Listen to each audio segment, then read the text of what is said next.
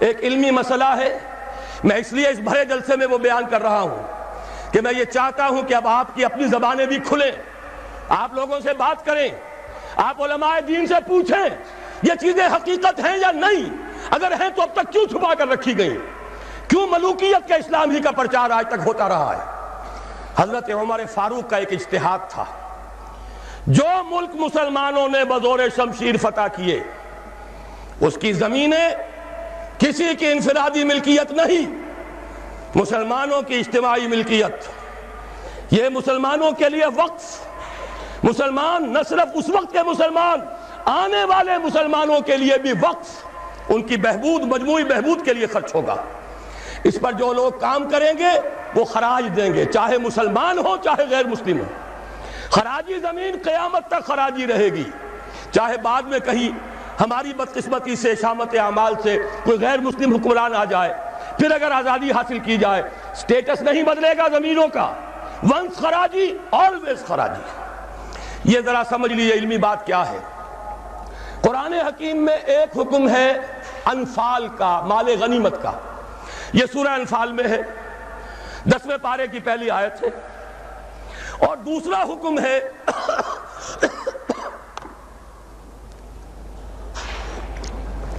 اموال فے کا، یہ سورہ حشر میں ہے۔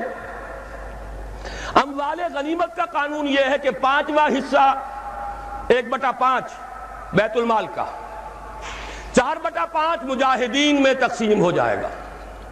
سوار ہے گھوڑا اور اونٹ بھی اس نے اپنا رکھا ہوا ہے تو اس کو دوہرا حصہ ملے گا، پیدل ہے اکیلا۔ اموال فے کیا ہے؟ کل کے کل بیت المال کے، کسی کا کوئی حصہ نہیں۔ عام خیال یہ تھا کہ یہ زمینیں جو فتح ہو رہی ہیں، عراق فتح ہو گیا، شام فتح ہو گیا، ایران فتح ہو گیا، مصر فتح ہو گیا، تصور تو کیجئے، the fertile crescent of the Middle East, سارا کا سارا فتح۔ چند سالوں کے اندر اندر چند ہزار صحابہ تھے جنہوں نے ان سارے علاقوں کو فتح کر لیا۔ اب انہوں نے مطالبہ کیا کہ جناب یہ مال غنیمت ہے، ہم نے جنگ کر کے فتح کیا، لہذا یہ زمینیں تقسیم کر دیجئے، 5واں حصہ رکھ لیجئے بیت المال کا۔ حضرت عمر نے فرمایا اگر میں نے یہ زمینیں اور یہ رقمیں تمہیں تقسیم کر دیے تو بعد کے آنے والے مسلمانوں کو کیا ملے گا؟ واقعہ یہ ہے کہ تاریخ انسانی کا بدترین جاگیردارانہ نظام قائم ہو جاتا اگر حضرت عمر یہ فیصلہ نہ کرتے۔ وہ عمر فاروق کان رائہ موافقا بالکتاب والسنہ، کتاب اور وحی کے مطابق ان کی رائے، بلکہ میں کہتا ہوں وہی ان کی رائے کے مطابق نازل ہوئی۔ وہ عمر بن الخطاب جن کے بارے میں حضور نے فرمایا کہ لو کان بعدی نبی لکان عمر، میرے بعد کوئی نبی ہوتا تو عمر ہوتے، یہ ان کا اجتہاد ہے، اور یہ اجتہاد کسی مولوی کا نہیں، امیر المومنین کا ہے۔ جبکہ پوری ملت اسلامی ایک حکومت، ایک نظام، مذہب اور سیاست میں کوئی تفرقہ نہیں، وہی خطیب ہے مسجد نبوی کا اور وہی امیر ہے وہ حکومت کا، سربراہ ہے حکومت کا، اس کا اجماع اور خلافت راشدہ کا یہ اجماع، یہ تو گویا کہ ہمیشہ کے لیے اٹل قانون ہے۔ اس کے اوپر اس اجتہاد پر عمل کیجئے۔ زرعی زمین کی 2 قسمیں ہماری شریعت میں ہیں۔ جو مسلمان لڑے بھڑے بغیر ایمان لے آئے ان کی زمینیں ان کی ملکیت ہیں، جیسے مدینے کے مسلمان، وہ تو لڑے نہیں، انہوں نے تو خود حضور کو لے کر اور ان کو دعوت دے کر وہ مدینے تشریف لے کر آئے ہیں، لہذا ان کی زمینیں ان کی ملکیت نہیں، ان سے عشر لیا گیا، یہ عشری زمینیں کہلاتی ہیں۔ جو زمینیں فتح ہوئی، جو ملک، یہ عشری نہیں خراجی ہیں، یہاں پر وہ ملکیت رہیں گی بیت المال کی، مسلمانوں کی اجتماعی ملکیت، وقف علی المسلمین۔ البتہ جو کام کرے مسلمان ہو، کاشتکار، مجوسی ہو، عیسائی ہو، وہ خراج دیں گے براہ راست بیت المال کو۔ پاکستان کا یہ سارا علاقہ مسلمانوں نے بزور شمشیر فتح کیا تھا، یہ کسی کے باپ کی جاگیر نہیں ہے۔ وہ جاگیر چاہے کبھی رنجیت سنگھ نے دی ہو، چاہے وہ انگریزوں نے دی ہو، چاہے اس سے پہلے کہ وہ سلاطین مغلیہ نے دی ہو، جن میں سے سوائے ایک اورنگزیب عالمگیر کے باقی سب کا جو رویہ تھا وہ سب کو معلوم ہے کہ کیا تھا۔ اکبر اعظم نے تو یہاں سے دین محمدی کا جنازہ نکالنے کے لیے ایڑی چوٹی کا زور لگا دیا تھا، صلی اللہ علیہ وسلم، نیا دین الہی رائج کیا تھا، وہ اکبر اعظم علیہ ما علیہ، ان کی دی ہوئی جاگیریں اور وہ مقدس ہو جائیں گی، انگریز کی دی ہوئی جاگیریں اور وہ مقدس ہو جائیں گی، رنجیت سنگھ کی دی ہوئی جاگیریں وہ مقدس ہو جائیں گی، معاذ اللہ۔ یہ تمام زمینیں بیت المال کی ہیں، وقف للمسلمین، ان سے خراج جائے گا براہ راست بیت المال میں، آدھی یا اس سے بھی زائد یا اس سے کم، جو پوری پیداوار کا جائے گا وہاں، اتنا ریونیو جمع ہوگا، اتنا ریونیو جمع ہوگا کہ بہت سے لعنتی ٹیکسوں سے نجات مل جائے گی، جن میں سب سے بڑا لعنتی ٹیکس جو ہے انکم ٹیکس ہے۔ عام کاروباری آدمی یا تو ہمہ وقت کلرک رکھے، اکاؤنٹنٹ رکھے، اور پھر اسے بازار سے بھی نہیں ملتی رسید، وہ سامان لے کر آتا ہے رسید نہیں دیتے، اب وہ جاتا ہے انکم ٹیکس افسر کے سامنے بھیگی بلی بنا کھڑا ہوا ہے، جھوٹ بولے، جھوٹ حلفیہ بیان دے، رشوت دے، اکاؤنٹنٹس کو دے، انکم ٹیکس آفیسر کو دے، چھوٹ جائے گا، جان بچ جائے گی، اور اگر جھوٹ نہیں بولے گا اپنی بساط الٹ دے۔ لہذا تقریباً سب کے سب جھوٹے ہو گئے، جھوٹے حلف دیتے ہیں۔ جب جھوٹا حلف انسان نے دے دیا ایک معاملے میں تو یوں سمجھئے کہ کارک کھل گیا بوتل کا، اب تو جھوٹ ہی ہوگا، اسی کا راج ہوگا۔ یہ سب سے بڑا ملعون ٹیکس ہے کہ جس نے ہمارے ہاں صداقت کا، دیانت کا، امانت کا جنازہ نکال دیا۔ اور یہ سب کچھ کیوں؟ اس لیے کہ جو اصل آمدنی کا ذریعہ ہے وہ تو ہم نے جاگیرداروں کو دے رکھا ہے، ان کے محل سج رہے ہیں، ان کے بڑے بڑے بنگلے ہیں، ان کے عیش ہیں۔ ہاری کو دیکھو، یہاں کے کاشتکار کو دیکھو۔ ایک صاحب نے ایک دفعہ کہا تھا، جو پہلے لاہور میں رہتے تھے پھر کچھ عرصے جا کر ایک دیہات میں مقیم ہوئے، کہنے لگے خدا کی قسم میں دیکھ کر حیران رہ گیا ہوں، پنجاب کا دیہاتی کاشتکار خود نہیں نہاتا، ہفتوں اپنی بھینس کو ضرور نہلاتا ہے، لیکن خود نہانے کا کوئی تصور نہیں، وہ حیوان سے بدتر ہو کر زندگی گزار رہا ہے۔ یہی حال ہاریوں کا ہے۔ یہی آپ جا کر دیکھیے، وہ بیچارے بھیڑیں بکریاں پالنے والے بلوچستان کا عام بلوچ، اور عیش کن کے ہیں سرداروں کے، عیش کن کے ہیں جاگیرداروں کے، زمینداروں کے۔ یہ سارا نظام ختم کر کے اور اس اجتہاد کی اصول پر یہ ساری زمینیں خراجی ہیں۔ اسی شہر لاہور کی بات کہہ رہا ہوں، ایک بہت بڑے مفتی صاحب، ان کے صاحبزادے نے مجھے بتایا کہ میرے والد صاحب کا قول یہ ہے کہ یہاں کی ساری زمینیں خراجی ہیں، عشری نہیں ہیں۔ لیکن جب انہی کے ہاں، انہی کے دارالعلوم میں ہمارے ایک ساتھی نے استفتاء لکھ کر بھیجا تو ان مفتی صاحب نے دستخط نہیں کیے، کسی اور چھوٹے مفتی سے، وہ جو مفتی صاحب ابھی سمجھئے کہ ابھی وہ ایکسرسائز ہی کر رہے ہیں، اپرینٹس ہیں، ان کے ہاتھ سے دستخط کروا کے بھجوا دیا، یہ تو عشری ہے۔ یہ حال ہمارے علماء کا ہو چکا ہے۔ کیوں ہو گیا ہے؟ یہ سارے ادارے کن سے چلتے ہیں؟ چندے کون دیتے ہیں؟ سرپرستی کون فرماتا ہے؟ وہ تو وہی لوگ ہیں۔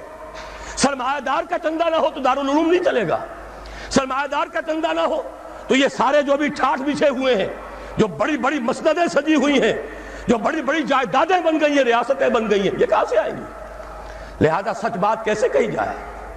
ان کے لیے ہیں مشکلات ہیں، لیکن اب ہمیں حقائق کو علل اعلان کہنا ہوگا۔ وہ جو اقبال نے کہا تھا، وہ شعر تو آپ کو سنایا جنرل صاحب نے، کس نہ باشد در جہاں محتاج کس، نقطہ شرع مبینی نس تو بس۔ اور میں آپ کو شعر سنا رہا ہوں جو حرف قل لفظ میں پوشیدہ تھی اب تک، اس دور میں شاید وہ حقیقت ہو نمودار۔ اور میں ابتدا میں کہہ چکا ہوں علامہ اقبال کی بات، میں ان کا ادنا طالب علم ہوں، ویسے میں انہیں کوئی معصوم نہیں سمجھتا، ان کی عملی زندگی ہمارے لیے مثالی نہیں ہے، قابل تقلید نہیں ہے، ان کا فکر ہے جو بہت بلند ہے۔ مجھے آج کے دور میں، اس پوری صدی میں، فکر کے اعتبار سے ان کے قریب بھی کوئی شخص نظر نہیں آیا آج تک۔ 60ویں برس میں ہوں اپنی عمر کے میں، اور مطالعہ کر رہا ہوں کم سے کم 40 برس سے۔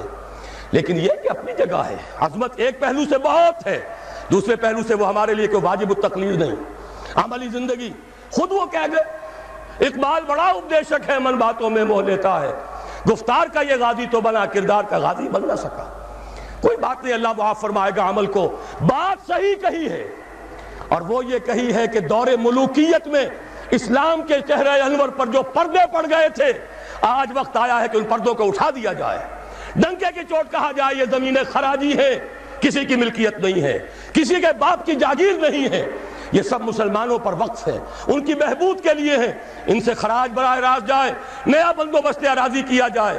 جو پہلے کام کر رہے ہیں ان کا حق فائق ہے، الفضل للمتقدم پہلے موجود ہیں جو کام کر رہے ہیں، ورکیبل یونٹ بنا دیا جائے۔ اور یہ وہ بات ہے، سن 82 میں میں نے صرف 2 مہینے کی خطا کی تھی، ضیاء الحق صاحب کی شورا میں 2 اجلاس اٹینڈ کیے تھے، اور ڈنکے کی چوٹ کہا تھا کہ خدا کے لیے ایک کمیشن بٹھائیے، جید علماء بھی ہوں اس میں۔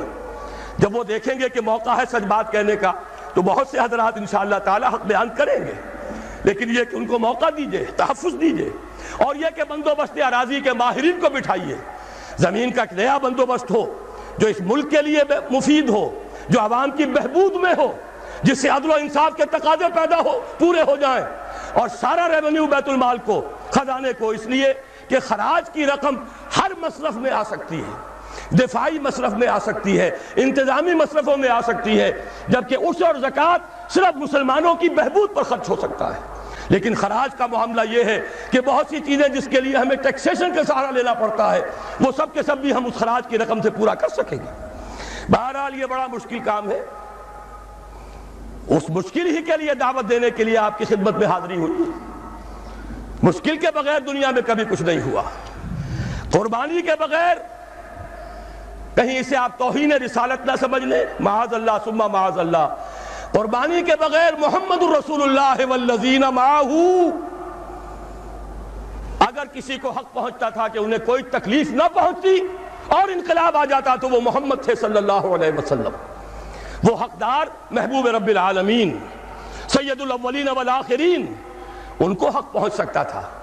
ان کے پاؤں میں صرف کانٹے نہیں چبھے، وہ تو ابتدائی بات ہے جب چچی بچھا دیا کرتی تھی دروازے کے باہر کانٹے لا کر، ان پر تو پتھراؤ ہوا ہے، ان کا جسم مبارک لہو لہان ہوا ہے، وہ 3 برس کے لیے شیب بنی ہاشم میں محصور رہے ہیں، شدید ترین فاقے آئے ہیں، وہ 3 دن غار ثور میں چھپے ہوئے رہے ہیں، اور وہاں آپ نے اپنے آپ کو جو ہے محفوظ رکھا ہے۔ پھر کیا نہیں ہوا؟ جنگ بدر میں طویل ترین سجدہ کیا، اے اللہ کل جو مارکہ ہونے والا ہے، اگر کہیں یہ 313 میرے 15 برس کی کمائی اگر کہیں یہ کل ختم ہو گئی تو پھر قیامت تک تیرا نام لینے والا کوئی نہ ہوگا۔ حضرت ابو بکر تھے جو جھونپڑی کے باہر پہرا دے رہے تھے ننگی تلوار کے ساتھ، انہوں نے عرض کیا حسبک حسبک، حضور بس کیجئے بس کیجئے۔ پھر کیا غزوہ احد میں دندان مبارک شہید نہیں ہوئے؟ کیا 70 صحابہ شہید نہیں ہوئے؟ جن میں ایک حمزہ بھی ہے رضی اللہ تعالیٰ عنہ، اسد اللہ و اسد رسول ہی تو ہے ہی، چچا بھی ہیں، خالہ زاد بھائی بھی ہیں، دودھ شریک بھائی بھی ہیں، ساتھ کے کھیلے ہوئے ہم جولی بھی ہیں۔ ان کی لاش آئی ہے، ناک کٹی ہوئی، کان کٹے ہوئے، پیٹ چاک کر کے کلیجہ چبا ہوا۔ اس کے بغیر انقلاب نہیں آیا تھا، اس کے بغیر نظام نہیں بدلتا۔ یہاں تو زرعی ٹیکس کوئی لگنے نہیں دیتا، مرکز سے ذرا سی کوئی پالیسی مجھے تو نہیں معلوم کہ کیا آئی ہوگی، مجھے کوئی توقع نہیں کہ وہاں سے کوئی خیر بھی آ سکتا ہے، لیکن یہ کہ کوئی ایسی تھی کہ وہ نازک مزاج شاہاں، وہ ان کے لیے تو وہ بھی ناقابل برداشت ہو گئی۔ وہی آئی جے آئی کی حکومت مرکز میں، وہی آئی جے آئی کی حکومت یہاں، اور اس نے اس کے خلاف قرارداد پاس کر دی، اس لیے کہ ٹیکس نہیں دے سکتا، زمیندار نہیں، بیچارہ ایک تنخواہ دار ملازم 3000 4000 روپیہ جو آج کل کچھ بھی نہیں ہے، وہ تنخواہ لے رہا ہے، ایٹ سورس اس کا انکم ٹیکس کٹ جائے گا، انکم ٹیکس کٹے بغیر تنخواہ نہیں ملے گی۔ لیکن یہ کہ ان کے لیے کوئی ٹیکس نہیں ہے، جو ٹیکس دینے کو تیار نہیں، جن پر ٹیکس نواز شریف صاحب لگا سکتے ہیں، نہ بے نظیر لگا سکی، نہ بے نظیر کا باپ لگا سکا، نہ نواز شریف صاحب کے جو سرپرست تھے وہ لگا سکے۔ ظاہر بات ہے کہ اس کے لیے تو جب تک جانی قربانی نہیں دی جائے گی، جب تک کہ ہزاروں لوگ اپنے خون کا نذرانہ دینے کو تیار نہیں ہوں گے، یہ ظلم کی رات ختم نہیں ہوگی۔